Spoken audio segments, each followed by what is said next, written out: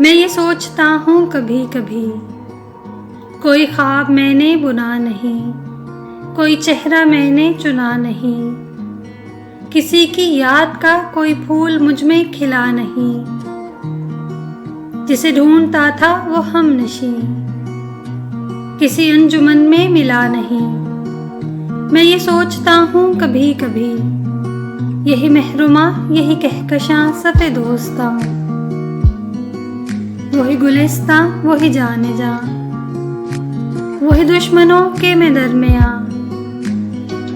وہی راستے وہی فاصلے، وہی زخم دل وہی نارساں، میری زندگی میری بندگی میرے ساتھ ایسی درندگی، جو ہوا ہے ساتھ میرے یہاں کروں کس کے سامنے میں بیاں۔ کوئی ہے یہاں جو میری محبتوں کا رقیب ہے، میں کہوں بھی کیا کہ وہی جو میرا حبیب ہے میرے دل کے اتنا قریب ہے کہ میں سوچتا ہوں کبھی کبھی، سبھی زخم دل سبھی درد جاں کو بھلا کے میں، کہ اپنی انا کو مٹا کے میں اسے ڈھونڈ لوں، کبھی نیند میں کبھی خواب میں،